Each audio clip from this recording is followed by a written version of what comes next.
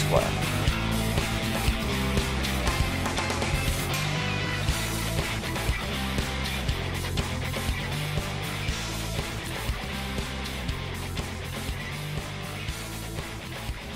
Hey everybody, welcome to the show. Around the Nation right here, Jeff Waldorf with you on this huge news day Friday. It couldn't have happened on a better day. Let me tell you, we got a whole ton of different things that are happening. We got down goes Roger Stone. We've got that story that's fantastic. Not only that, but the Trump shutdown is basically over. That's another great story. We had the details on that, but there's a caveat, of course, as usual, right? So we're going to talk about the details. We'll give you that. Also, Donald Trump doesn't seem to understand how grocery stores work. That's just a little bit of a fun story, huh? Then we have Trump's reaction to Roger Stone getting arrested. That's a fun one. And then what else do we have here? We have the wealth tax. So we have Elizabeth Warren coming out strong on policy grounds. So that's fantastic. I'm going to break that down, what that would actually mean, what that would look like, and what are some problems to actually having a wealth tax in America. Then we've got a great Fox News poll on that very thing. Well, not that very thing, of course. But we do have it on taxes, and you're going to love that poll as well. So lots of news today, some good news. Actually, a lot of good news today. Very positive day. Gee, I wonder why we're having all this positive news. I'm not going to complain. So we'll talk about that. Before we start, please give us a like and a share. So that helps the show. I'm gonna, for those of you watching in the live stream, here, just gonna give you guys a little bit of a reminder. All right. So fundraising, right? So we got some updates on the camera drive. We have a couple of new donations, including Farzad Mansouri, who donated $50. Thank you, Farzad. I appreciate that. And we have Angela Folco, who donated $55. Thank you, Angela. Yeah, you're like one of my favorite people because I've talked to Angela personally, and she's a fantastic person, and she does a lot of work when it comes to Australian politics. So you guys check her out. She does a channel, I think it's called What Do You Mean? And so it's just these illustrations. She puts a lot of work into them. And so if you're interested in Australian politics and corruption, which she likes to highlight and point out, I definitely check her out. She does a lot of great work. Thank you so much for the donation, Angela. I appreciate that. And then we have another anonymous donor here, or donor who prefers to stay anonymous, giving $20. Thank you, another anonymous donor. I know who you are, but I'm going to make sure nobody else does, because, again, your donation is private, so I'm not going to mess up like I did the other day. Okay. Anyway, thank you to those of you who have donated on the campaign. We are over halfway there. We're at $815 out of $1,500, so we're getting much closer to getting that camera, so that's great. Not only that, but apparently there's a birthday in the chat, so happy birthday, Betty Lou LaJoy. So, happy birthday, man. Not man, but you know what I mean. Happy birthday. That's great. Then, one more thing. We've got a new channel member as well. So, we've got this thing where since we have 100,000 subscribers, we've opened up channel memberships. So, I want to thank new channel members for signing up, including... Let's see, we've got Platypi and Actos Megas, who just signed up. Thank you, Actos. I appreciate that. You guys are amazing. Okay. So with that out of the way, let's get to the news. Important stuff happening today. Let's do it.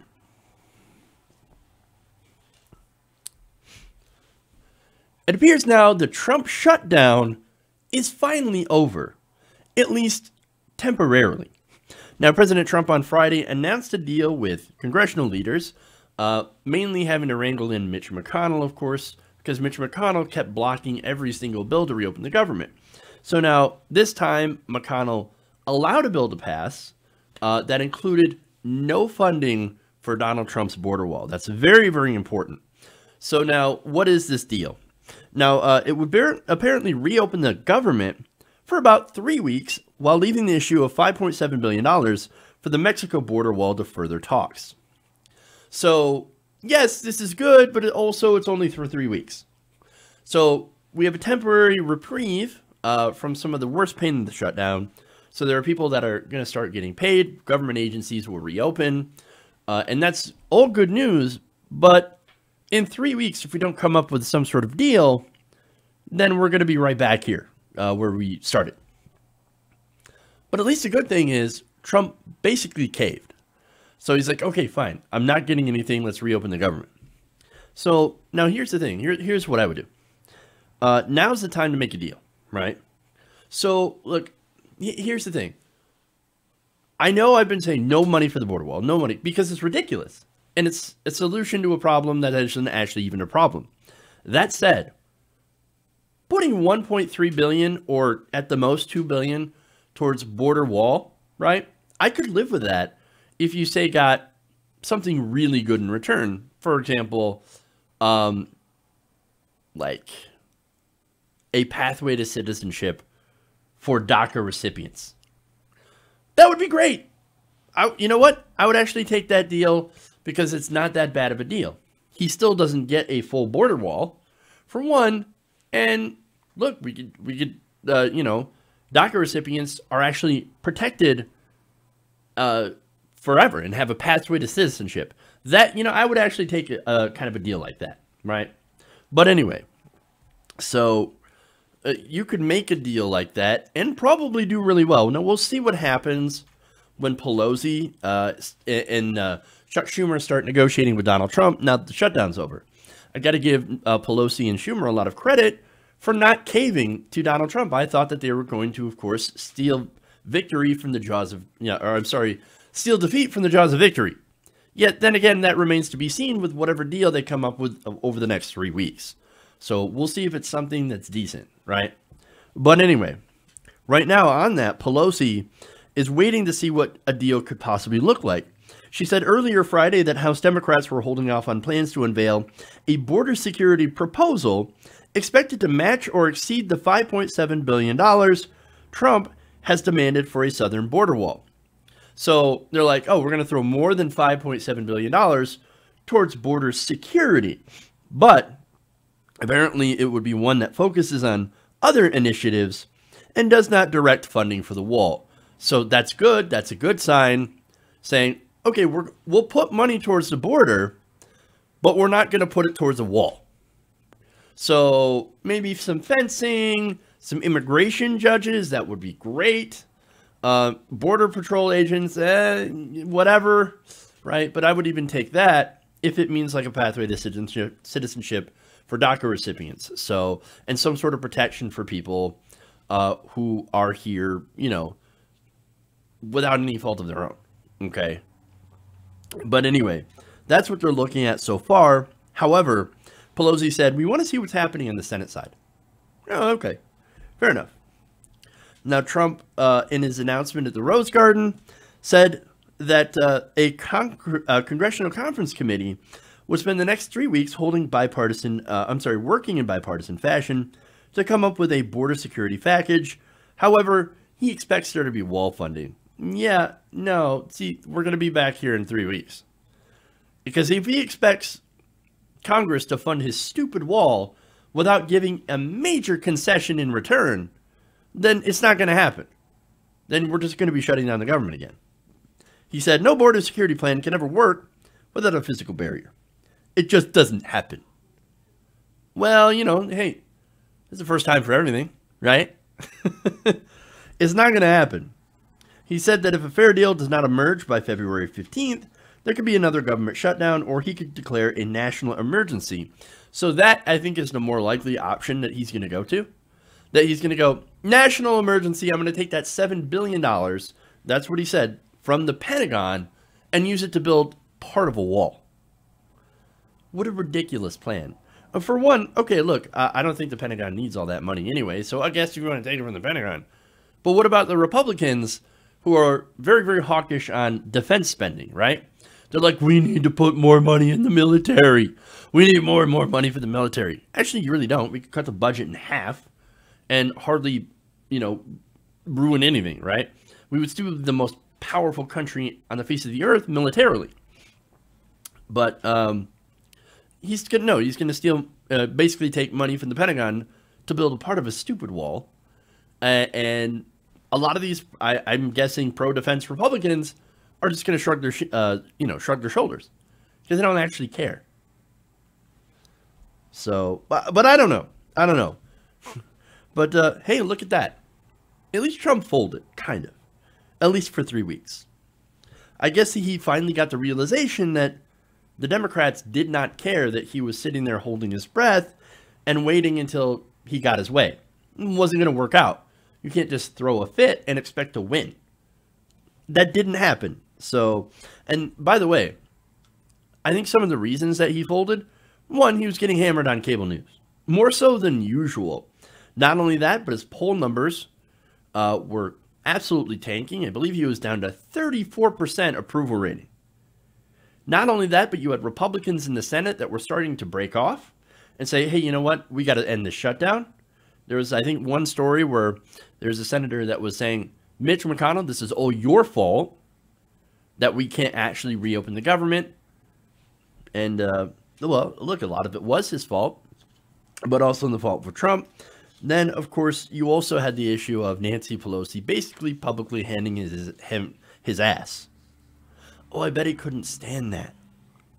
But I think here's the biggest single issue, I think, that led to this cave.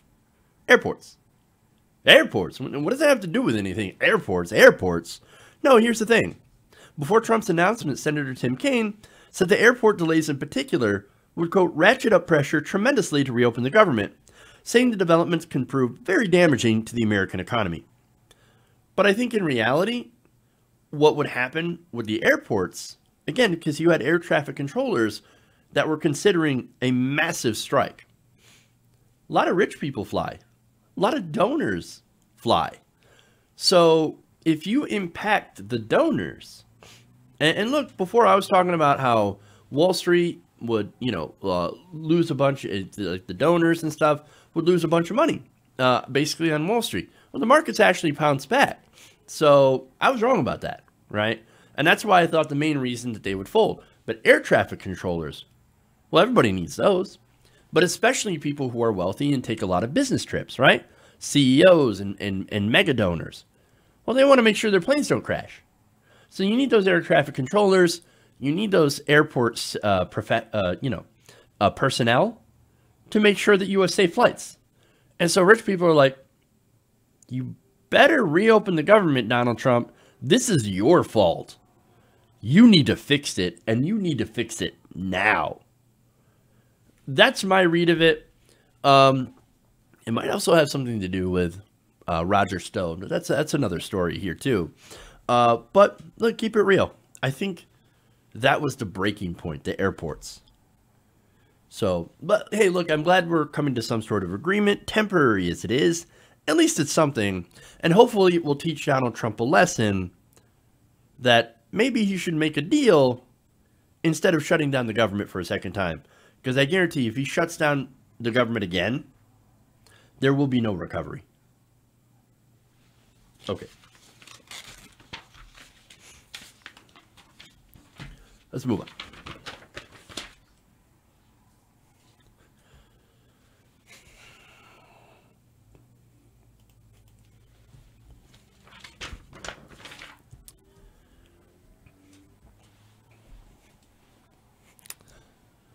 So recently, President Trump came to a deal to reopen the federal government after, I believe, 35 or 36 days of having the government shut down. Now, before that happened, Wilbur Ross, Trump's Commerce Secretary, came out and gave some pretty terrible advice I'm going to show that to you, and then I'm going to show you a video of Donald Trump defending that advice hilariously. Let's take a look.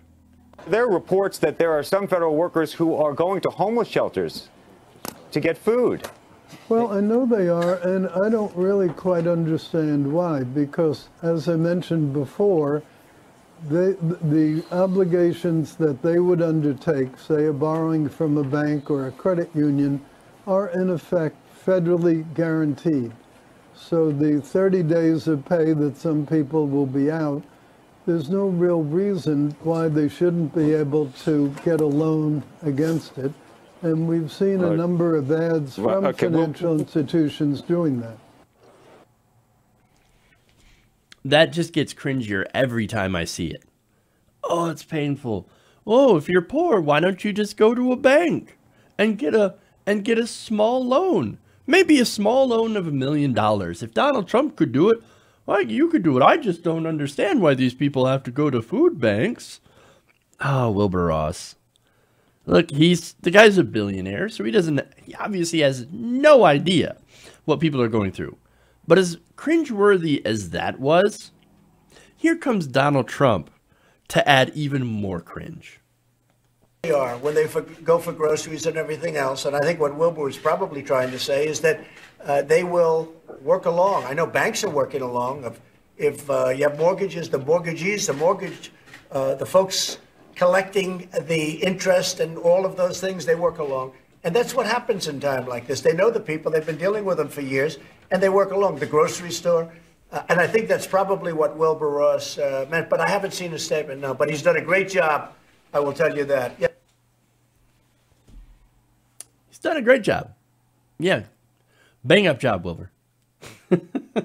Not only that, but bang up job Donald Trump for, again, not getting what regular people have to go through.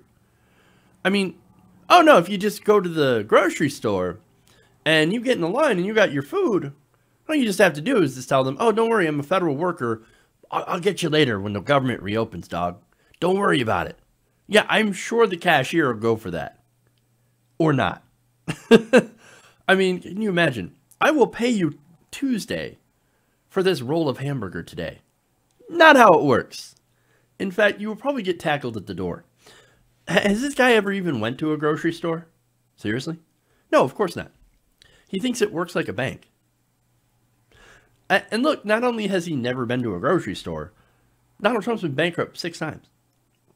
So I just, want to remind you guys to keep that in mind. The next time you hear Donald Trump or one of the members of his incredibly wealthy cabinet giving you financial advice. Okay. Insanity. All right. Big news of the day. Let's go to Roger Stone.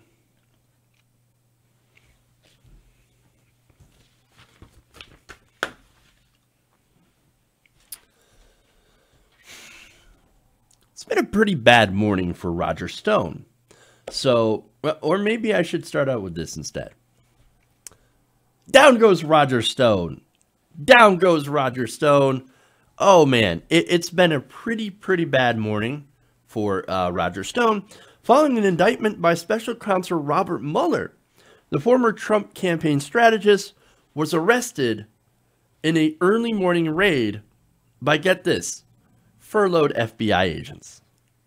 Oh, that's the best. That's the best thing.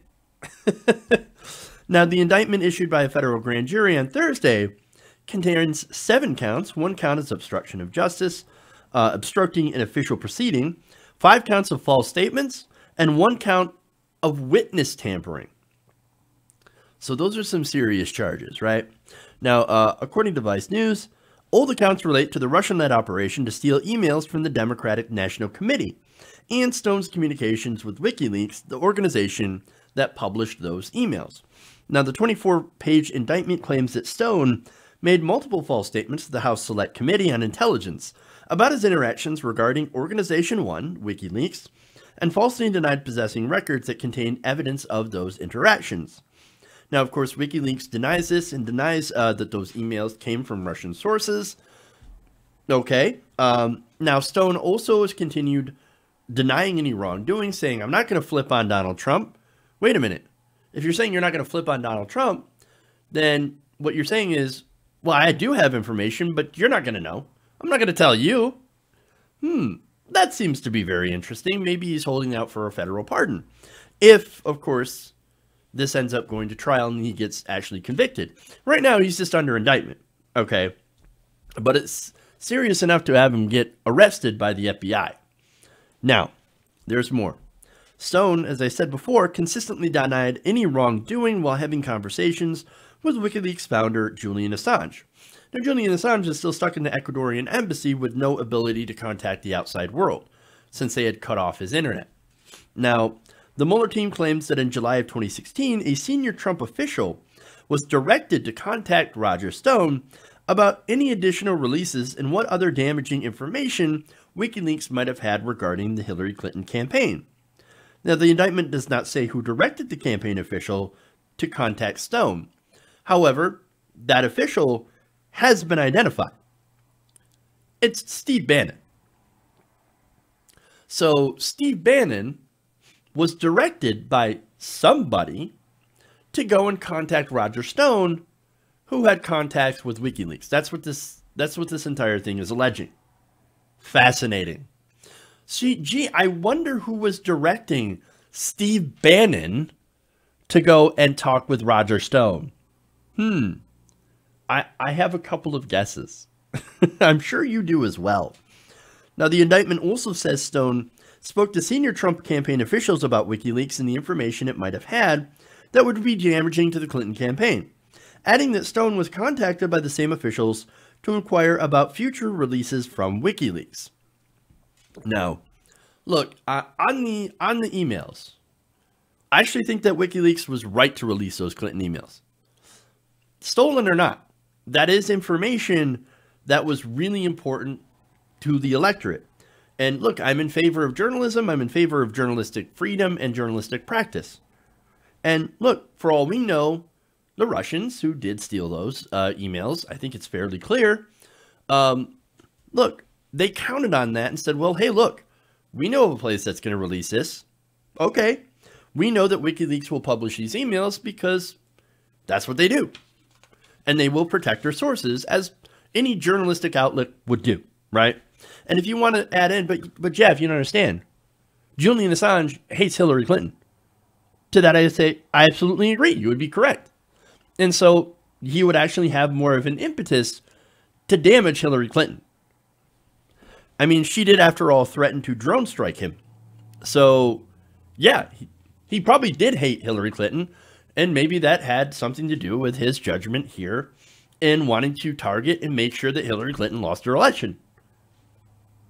And so that might be, a reason that he helped Donald Trump. So, but anyway, look, the thing about that is, again, Hillary Clinton has a lot of enemies, right? And she's not a very popular person. In fact, she's deeply unpopular, even more so than Donald Trump. Still, nonetheless, Roger Stone was having these conversations, allegedly, about releasing emails with WikiLeaks. And so, I mean, that's really interesting, right? Now, shortly after WikiLeaks, according to the report, published the first bunch of stolen emails from Hillary's campaign, that's John Podesta, of course, that came from his computer, an associate of the high-ranking Trump campaign official sent a text message to Stone that read, quote, "Well done," according to the indictment. So, showing that maybe this was organized and coordinated. That would appear to be a campaign-led effort to have dirt released on Hillary Clinton, using Roger Stone as a liaison to WikiLeaks because he had a conversation and he had contact with Julian Assange to time the release of those emails. This is kind of damning. Now, the document also alleges Stone knowingly and intentionally corruptly persuaded and attempted to corruptly persuade another person to influence, delay, and prevent the testimony of any person in an official proceeding. That would, of course, be the obstruction charge, to which I think is actually really serious. If you're doing obstruction of justice And then again, if you're lying, right, and that's what this obstruction charge is, well then, that's really, really damaging. Now, here's the thing. Look, I think that obstruction might actually be worse than working to release these damaging emails of Clinton, right? Because again, I think those emails I think releasing them was an act of journalism and transparency. So I think we had a right to know about the corruption inside the DNC. I think we had a right to know that the DNC was working to rig the nomination process in favor of Hillary Clinton. So I actually agree with releasing the emails. Nonetheless, this looks really bad for Roger Stone if these charges are actually proven. Now, that other person, by the way, referred to as person 2, was a radio host that had known Stone for a decade. And of course, according to different news outlets, as I told you before, that guy turned out to be Steve Bannon. So, now here we've got Steve Bannon that's probably sweating bullets right now, which I guess is probably not all too different than what he normally does, because he looks like a pretty sweaty guy. Let's be honest about that. Now, seriously though, the indictment does say that Stone told Bannon that they should, quote, do a frank Pentangeli before the Senate Intelligence Committee to avoid contradicting Stone's own testimony. So that, of course, refers to a character in The Godfather, Part 2, who testified before a congressional committee, claiming not to know critical information that he does, in fact, know. So that would be instructing someone to lie to Congress, which would be a crime. And if this entire thing is true, lock him up. Lock him up. Lock him up. Man, I can't contain myself on that. Oh, it's just so good. Now, so here we have another Trump friend and former campaign official being arrested and indicted. And as I said before, the best part of this is here you had FBI agents that were on furlough. They're not getting paid for this, volunteering to go arrest this guy, to arrest Roger Stone. That's just the funniest part of this whole thing. And it's great. But I'm sure Trump has nothing to do with any of this, right? I mean, Sarah Huckabee Sanders says, well, it had nothing to do with Donald Trump. It's got nothing to do with me. No, it's the campaign. It's completely separate from Donald Trump. It was Donald Trump's presidential campaign. There were so many people that were caught doing wrong things on his campaign. But no, it's got nothing to do with Trump. He existed in a complete vacuum, and he was so busy trying to make the case to making America great again that he didn't do anything wrong. He didn't know any of this was going on. A promise. I mean, Roger Stone is just a coffee boy. Trump hardly knew him. Roger who? Get ready. That's going to be, I guarantee that'll probably be one of their defenses. And again, I'm sure this won't impact the Mueller case on Trump whatsoever. I mean, again, we had people that were paid, that were not being paid, do this because they know it will lead to nothing. Wait. Wait a minute. What?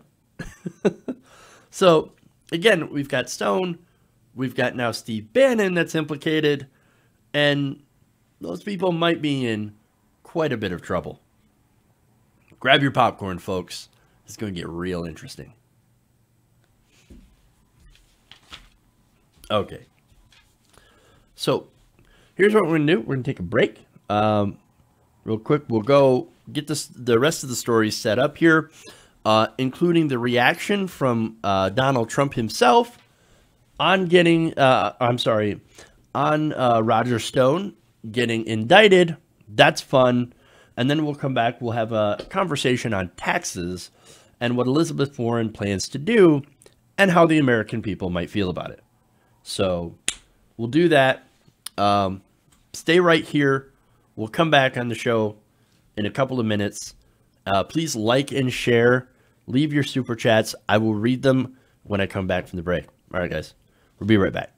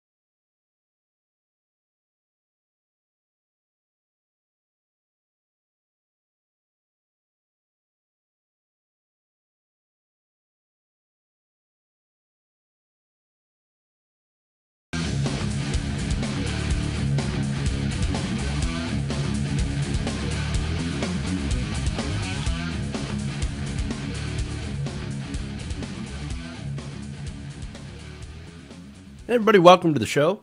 Around the Nation right here. Jeff Waldorf here with you. Got a couple more members to shout out here.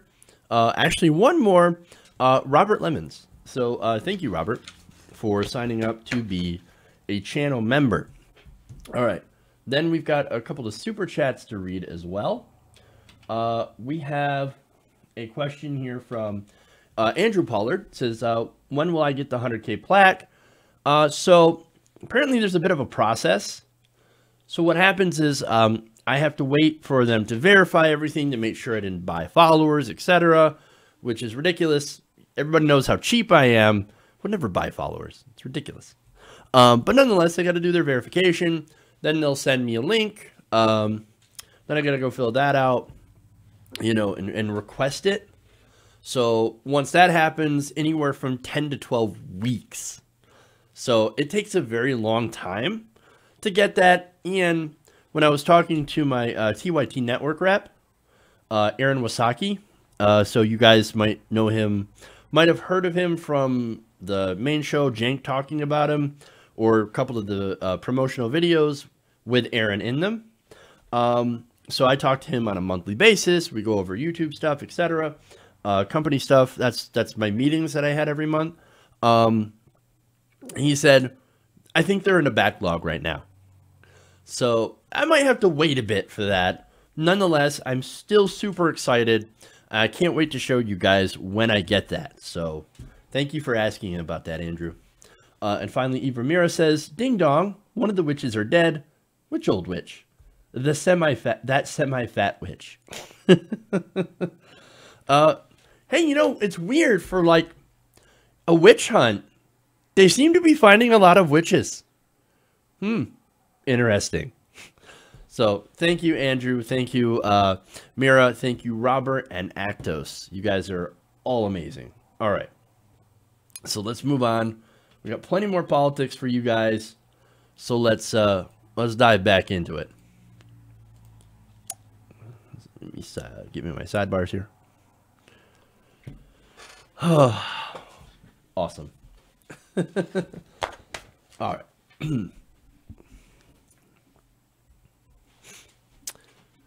So President Trump seems to be taking the indictment of former campaign strategist and confidant Roger Stone rather well. Now that tweet, the tweet here from the president, complete with some in full caps, fired off earlier this morning, is as follows. Greatest witch hunt in the history of our country. No collusion. Border coyotes, drug dealers, and human traffickers were treated better. Who alerted CNN to be there? Now, of course, he's referring to the video taken by CNN of furloughed FBI agents who had volunteered to do an early morning raid on Roger Stone's house. Look, you realize that they were probably expecting that to happen and were there. But no, there's new conspiracy theory by the right wing is, oh, the FBI and the media, they're colluding to take down Donald Trump. No, if anything, the media had actually raised up Donald Trump because they were colluding with the Democrats. They had colluded with the DNC to try to elevate Trump because they thought they could beat him. So, yeah, no. I'll pass on your conspiracy theories, thank you. But anyway, so there. Now that appears to have been that tweet. About 3 thoughts rolled into one. I'm kind of amazed that he can hold 3 different thoughts at a time. Of course, he's a very stable genius, right? So I'm not shocked. All right. Now, look, Twitter had some fun with this, social media. I'm going to read some tweets here, starting with William Legate. He said, don't worry, Mr. T. CNN is fake news, which means there's nothing to worry about. Tell the MAGA folk there's nothing to see here. I'm sure that'll make him feel quite a bit better.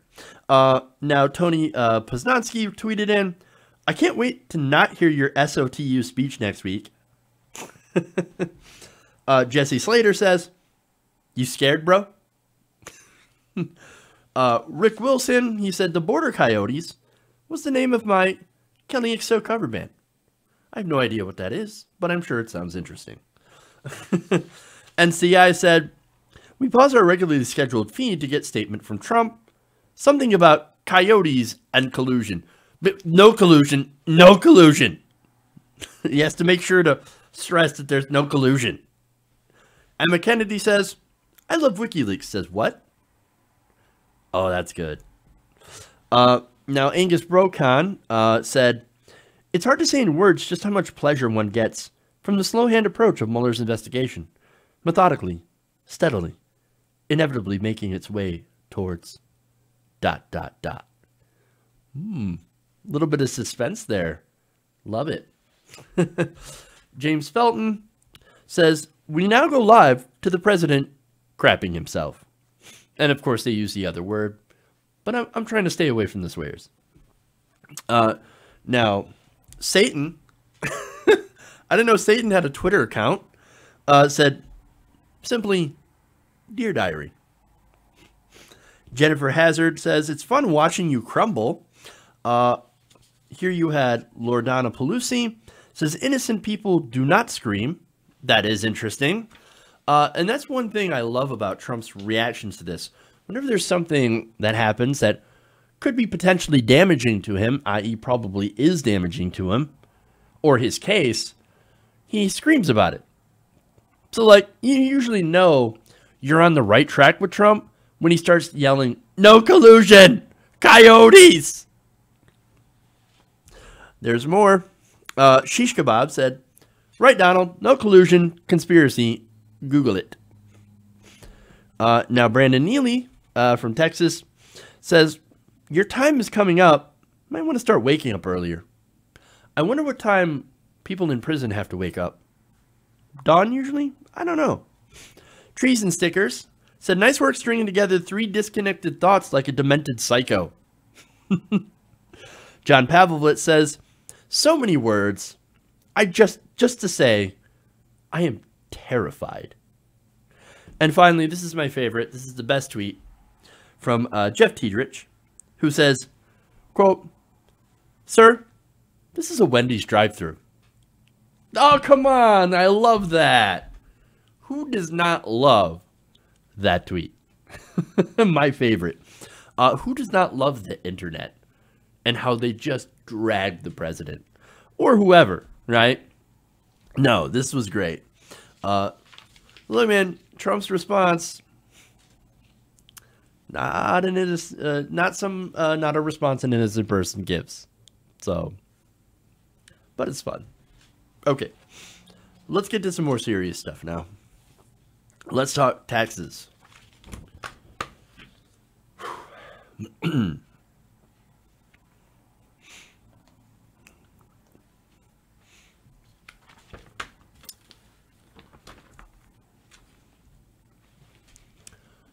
Elizabeth Warren has just come out with a new policy proposal, and she is not messing around.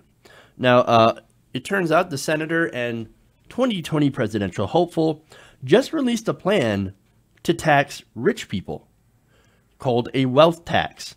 Now, basically what it would do is it would target and apply to Americans with more than $50 million in assets and tax them accordingly.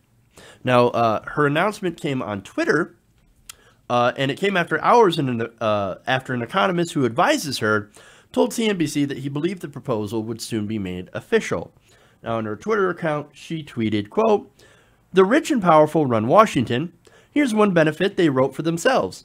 After making a killing from the economy they've rigged, they don't pay taxes on accumulated wealth. It's a system that's rigged for the top if I ever saw one. She says, we need structural change. That's why I'm proposing something brand new. An annual tax on the wealth of the richest Americans. I'm calling it the ultra millionaire tax, and it applies to that tippy top 0.1%. Those with a net worth over $50 million. Now, look, you want to talk about bold policy. That seems pretty bold. I think every billionaire who's seen this is going, oh my God. They probably had a coronary at this point, or their hair's on fire. I mean, now, getting into some more of the details, the economist that apparently had talked to her and has been advising her is Emmanuel Saez. Now, you guys might remember him getting together with Thomas Piketty to create a wealth and inequality report in America. So now, that tax that she's coming up with is projected to apply to less than 0.1% of U.S. households.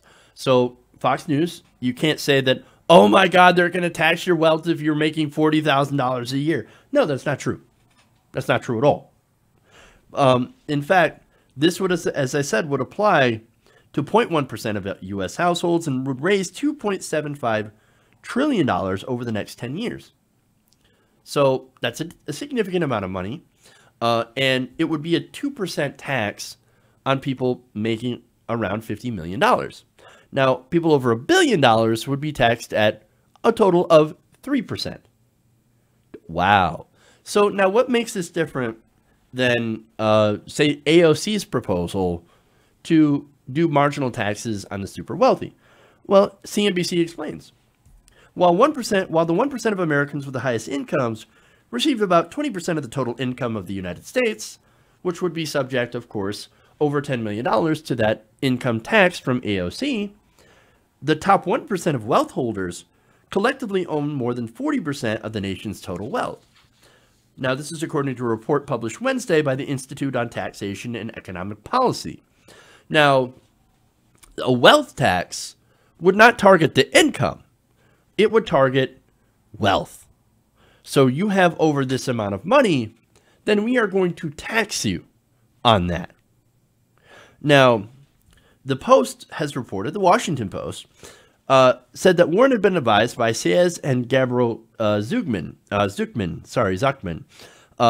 These are left-leaning economists affiliated with the University of California, Berkeley. Now, they said that this deal would levy a 2% wealth tax on Americans with 50 million plus in assets, and for Americans with assets above 1 billion, it would be 3%, as I mentioned before. Now, the newspaper, citing a person familiar with the plan, reported that Warren's plan would counter tax evasion. Now, how would they do that? So now, of course, the conservative argument is, well, if you try to tax wealth, then billionaires are just going to leave the country. They're just going to leave, they're going to take all their money, they're going to run, and then it's going to filter down to you until there's nobody left to tax. Sort of a ridiculous argument, but nonetheless, Warren actually addresses that in this bill.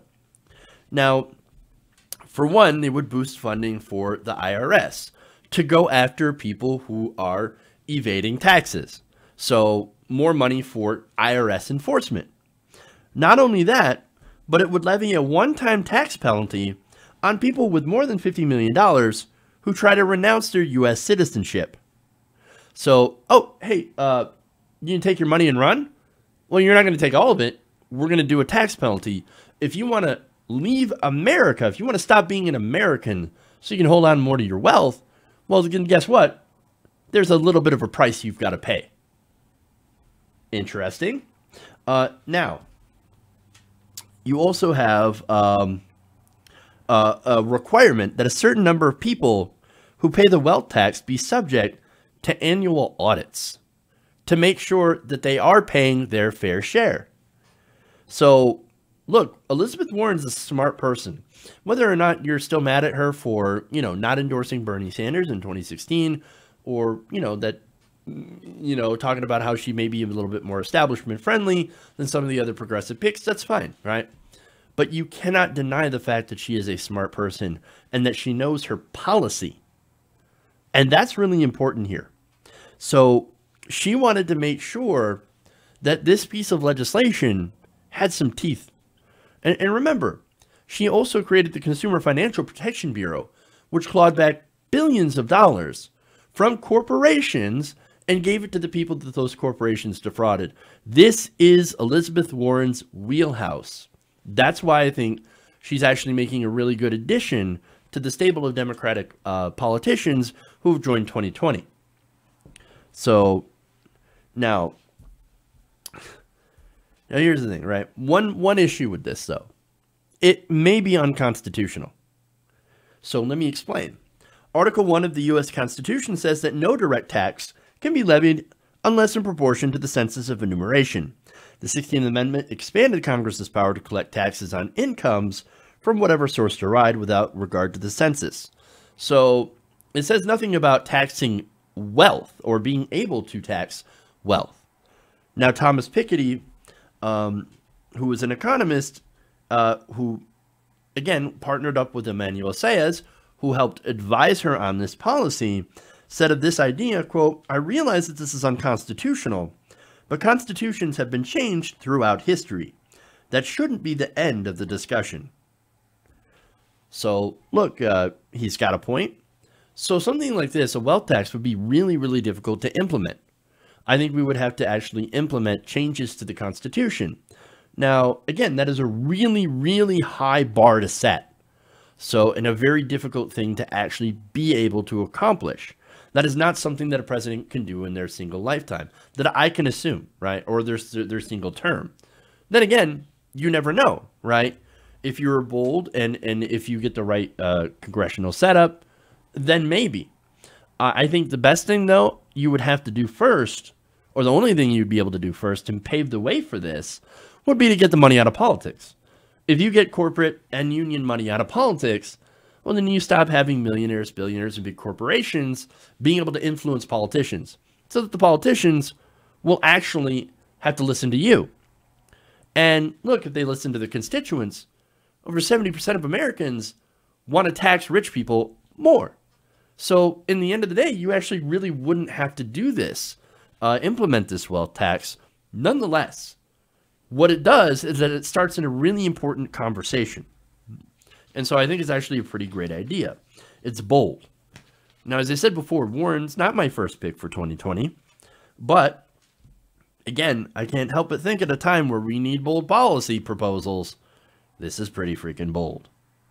I think she should stick to promoting policy like this. So here's the thing, right? So I'm like, let's be honest. I'm tired of politicians who aren't relatable trying to be relatable. Elizabeth Warren, you are not a relatable person. I am sorry. But you know what you are? You're incredibly smart. You're not AOC, and that's fine. AOC is super relatable, and she's super smart. Elizabeth Warren, you are super smart. You're a policy wonk. You're a teacher, and you're fantastic on economic policy. I would love, actually, to see her serve as Treasury Secretary under a President Bernie Sanders. That's where I would love to see her, right? But look, she's got to stop doing the Instagram videos. I know everybody's doing them. Beto O'Rourke's doing them. It's ridiculous. Pretty soon you're going to have Cory Booker in a bathrobe, right? Yeah, I perish the thought, right? No, stop trying to be relatable and actually put forward good progressive policy. And this is great. Keep doing this. Forget about having a beer on Instagram and start pushing it forward, bold progressive policy just like this. And I think you're going to be fine. I think you're going to start a lot of great conversations on what we can do to help the American people and to promote income and wealth, reduce the levels of income and wealth inequality in America, and actually be able to make opportunity for everyone in this country. So I think I'm fairly clear on that. Okay.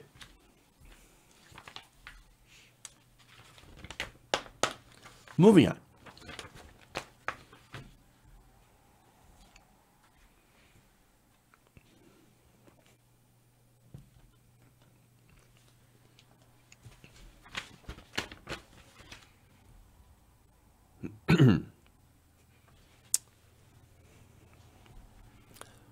Try as they might, even Fox News can't escape the reality on taxes. Now, according to a new Fox News poll released on Thursday, a majority of Americans agree with AOC's proposal to increase marginal tax rates on rich people and to use that money to fund domestic programs. Now, according to this poll, voters support tax increases, and I've got some graphics here for you. If that will work, here we go.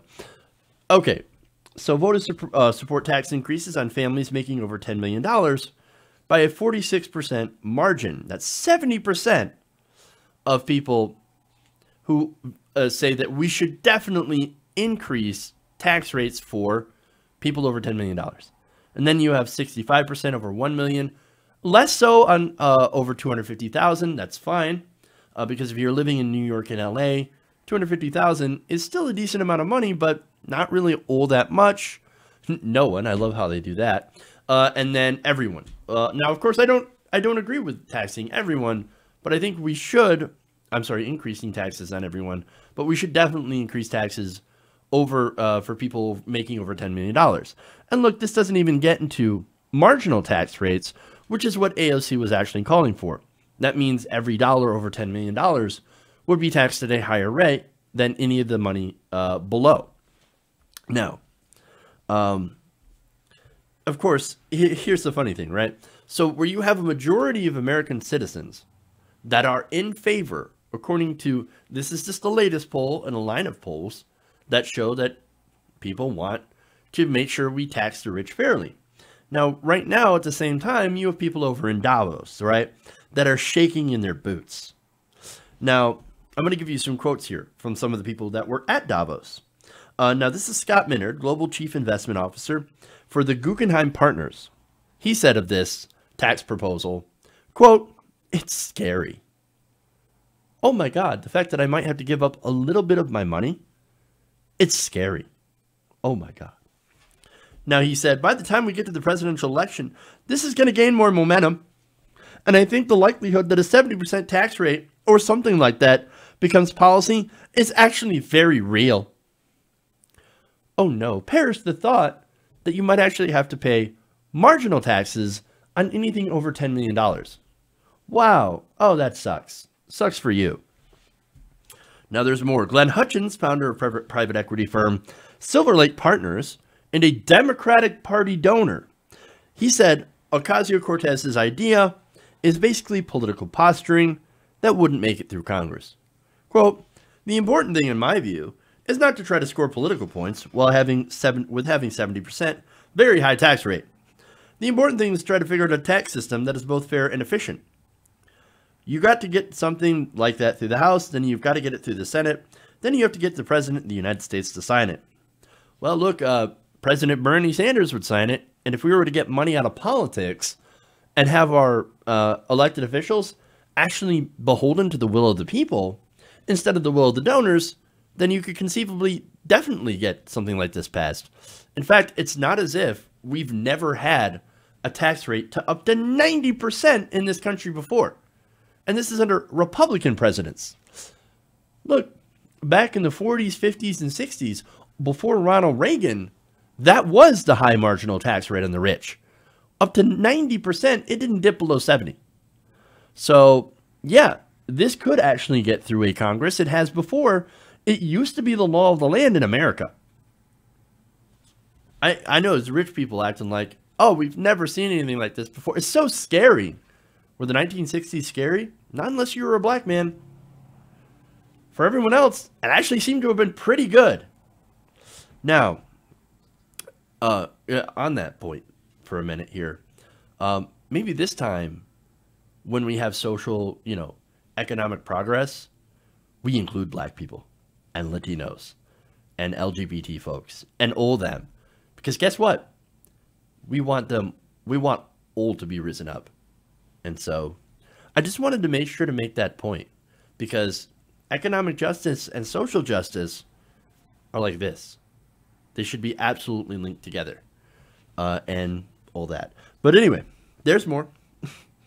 Actually, I don't have any more quotes here from Davos.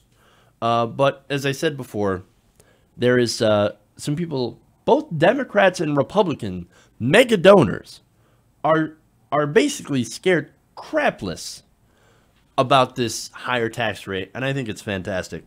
They're basically saying, touch my money? No, you can't do that. No. We own the politicians. And then here you had Stephen Klubeck. You remember that guy. He's a Democratic donor. He said that he'll withhold donations so that something like this doesn't pass. So who really owns the government right now? It would appear to be super wealthy people. So now that we know, of course, that most Americans want to tax the rich, what would we actually want to do with it, right? What do they want to do with it? Well, apparently, according to the same poll, I'm going to show you the graphic here. According to that same poll, 51% of voters say they want to spend more on programs such as infrastructure, national defense, education, and healthcare. That includes 63% of Democrats, 50% of independents, and 39% of Republicans. Boom. Healthcare, education, and infrastructure. What do you think progressives have been calling for? Especially on things like Medicare for All, which even has a majority of Republicans that support it. And again, just like taxing the rich, 70% of Americans support it. So taxing the rich and then doing Medicare for All, turns out those are super popular. Gee, I wonder if there are politicians that will actually be able to implement these policies or push for these policies. I know one, Bernie Sanders, which is why he's both popular among Democrats, independents, and Republicans. Now, what's interesting here, one more thing, must have been Republicans, right, on that poll result that wanted to spend more on national defense. But we already spend more than any country ever combined. We could fix Flint, fix our infrastructure, and guarantee free college for everybody if we cut the Pentagon budget in half, and we'd still have the most powerful military in the world. But I guess even Fox News cannot hide the American people's sentiment on this issue, which is massively in favor of AOC's proposals and returning to the tax rates of the time in which America and the middle class were as close to great as they could ever get. Okay. That's it. That's all I got for you guys today. Thank you for going around the nation with me today. Michael McAllister says the highest tax rate was about 94 to 95%. That's absolutely true. Thank you, Michael, for pointing that out. And thank you, everybody who has used the super chat, who has donated, become a member. So I appreciate that, guys. Thank you so much for your support, supporting the show, supporting our fundraisers, etc. I know I've been asking a lot from you guys, and you're just you're the best audience ever. So you're amazing. Thank you, thank you, thank you. The show and all this stuff wouldn't exist without you guys. All right. PYT is currently ongoing, so I got to go. Thank you, guys. Love you. And remember, change begins with you. Good night, nation. We'll see y'all on Monday.